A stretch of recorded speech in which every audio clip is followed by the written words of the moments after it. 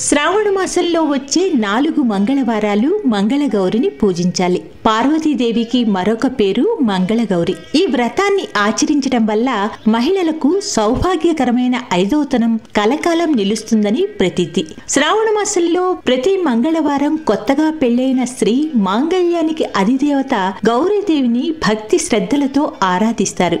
అలా కొత్తగా వివాహమైన స్త్రీలు తమ మాంగళ్యాన్ని 10 కాలాల పాటు పచ్చగా కాపాడమని కోరుతూ వివాహమైన సంవత్సరం మొదలుకొని 5 ఏళ్ల పాటు ఆచరించే వ్రతమే మంగళగౌరి వ్రతం. శ్రావణ మాసంలో ఎన్ని మంగళవారాలు వస్తాయో అన్ని మంగళవారాలు ఈ వ్రతం చేసి మంగళగౌరిని పూజిస్తారు. వివాహమైన మొదటి సంవత్సరం పుట్టినింటిలోనూ, ఆ తరువాత 4 సంవత్సరాలు అత్తవారింటిలోనూ ఈ వ్రతాన్ని ఆచరించుకుంటారు. ఈ వ్రతం చేయడం వలన భోగభాగ్యాలే కాక దీర్ఘ సుమంగళి భాగ్యం కూడా కలుగుతుందని పురాణాలు పేర్కొన్నాయి. తొలిసారిగా నోము ప్రారంభించేటప్పుడు వ్రతం చేస్తున్న వారి తల్లి పక్కనే ఉండి వ్రతాన్ని చేయించటం శ్రేష్టం. అలాగే తొలి వాయనాన్ని తల్లికే ఇవ్వటం మంచిది. ఒకవేళ తల్లి లేకపోయినట్లయితే అత్తగాని లేదా ఇతర ముత్తైదువులతో కాని వ్రతం ఆచరించవచ్చు. వ్రతాన్ని ఆచరించే మహిళలు తప్పనిసరిగా కాళ్లకు పారాణి పెట్టుకోవాలి. వ్రతాన్ని పాటించే రోజు రాత్రి ఉపవాసం ఉండాలి. వ్రతానికి తప్పనిసరిగా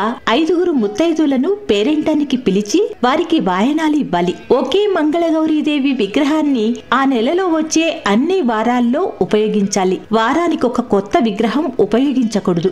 ఆ సంవత్సరం వ్రతం పూర్తయిన తరువాత అమ్మవారిని నిమజ్జనం చేయాలి. వ్రతానికి కావలసిన వస్తువులు పసుపు, కుంకుమ, వాయనమునకు అవసరమైన వస్తువులు ఎర్రటి రవికగుడ్డ, గంధం, పూలు, పండ్లు, ఆకులు, వక్కలు, తోరములకు దారము, టెంకాయ, పసుపు తాడు, దీపపు సెమ్మెలు, 5 ఒత్తులతో హారతి ఇవ్వటానికి అవసరమైన హారతి పళ్ళెం, గోధుమ పిండితో కాని పూర్ణంతో కాని చేసిన 5 ప్రమిదలు, కర్పూరం, అగరవత్తులు, బియ్యం, కొబ్బరి చిప్పలు, శనగలు, దీపారాధనకు నెయ్యి మొదలైనవి. వ్రతాన్ని ఆచరించే రోజున ఉదయాన్నే లేచి తలస్నానం చేసి ఇంటిని శుభ్రం చేసుకుని పూజా గదిలో కాని ఇంట్లో వ్రతం చేయదలుచుకున్న ప్రాంతంలో కాని ఒక మండపాన్ని ఏర్పాటు చేసుకోవాలి.